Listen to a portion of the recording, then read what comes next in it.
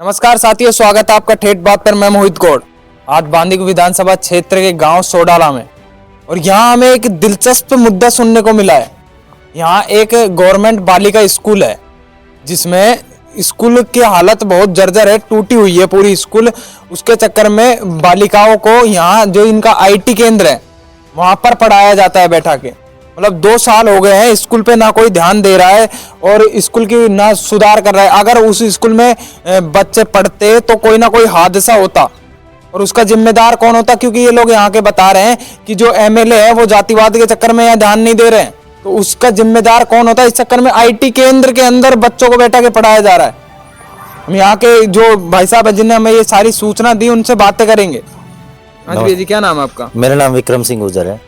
विक्रम सिंह जी, वो स्कूल आप बता रहे हो 2 साल से टूटी हुई है, हालत खराब है, तो वहाँ कोई ऐसा टूटने के बाद कोई हादसा की संभावना बनी थी क्या? ये तो ग्रामीण क्षेत्र और टीचरों के देखते हुए बच्चों को यहाँ शिफ्ट कर दिया।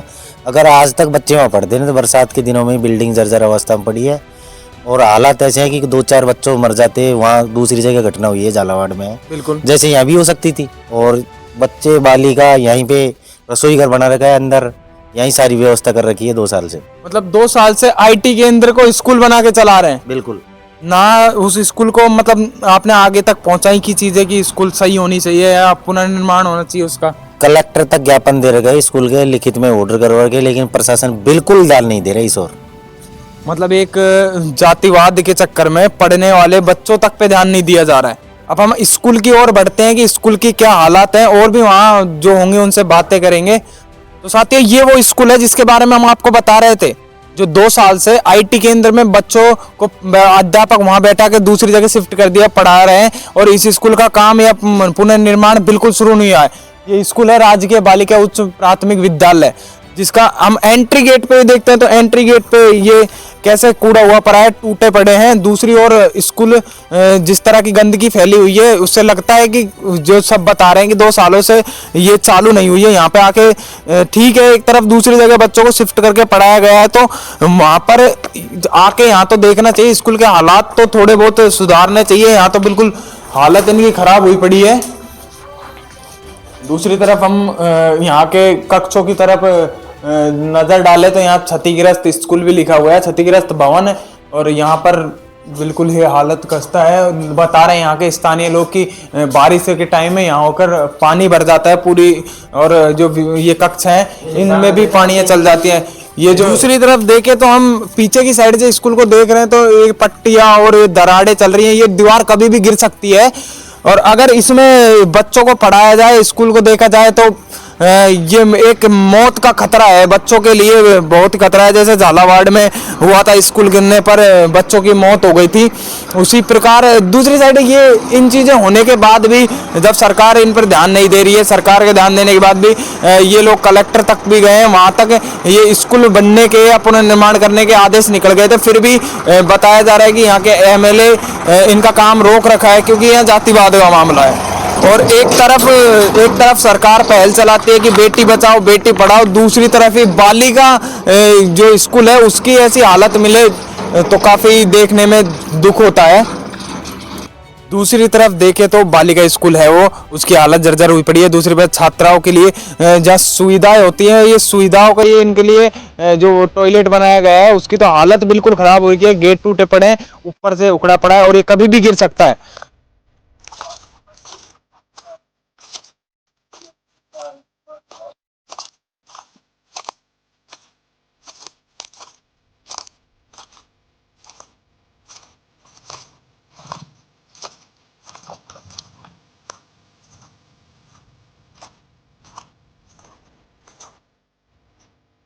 तो आंटी जी, ये कब से हालत है स्कूल की?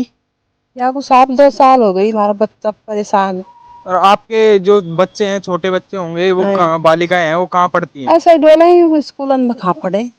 पढ़ते नहीं है? स्कूल चल तो रही हो, मतलब स्कूल चल नहीं रही कि ये नहीं चल रही आप?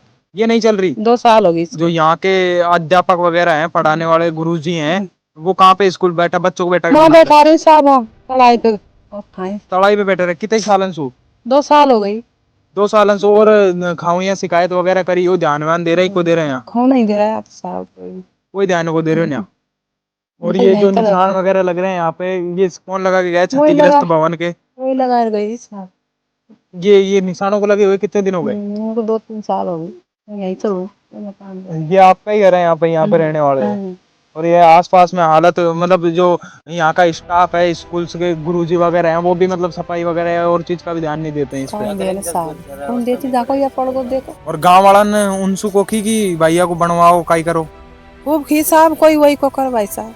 काई खींची बनवाओ पे? बनवाएंगे बनवाएंगे करते हुए 2 साल निकल गए। और क्या, ये देखो ये बच्चा नहीं डोले हमारे, और आधे से तो वहाँ गल्ला।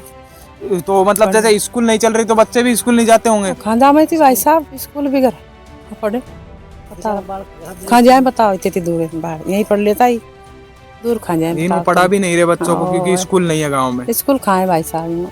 तो साथियों, ये थी सोडाला गांव की बातें, जहां एक 2 साल से स्कूल की हालत जर्जर हुई पड़ी है। कोई प्रशासन और कोई चीज ध्यान नहीं दे रहा है। ग्रामवासी भी काफी मतलब ऊपर तक लेके जा रहे हैं इस मुद्दे को और इसके बारे में कर रहे हैं। अभी ये जो निशान वगैरह लगा दिए, इसका पुनर्निर्माण होना था, जो क्षतिग्रस्त भवन लिखा गया है और सारी चीजें यहाँ लिखी गई हैं, उसको भी 1-1.5 साल हो गई हैं।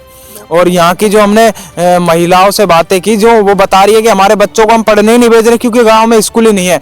घर के आसपास जो स्कूल थी वो टूट कर हालत खराब हो गई है और इसमें अगर बच्चों को भेजे तो वो तो मौत का खतरा साफ नजर आ रहा है।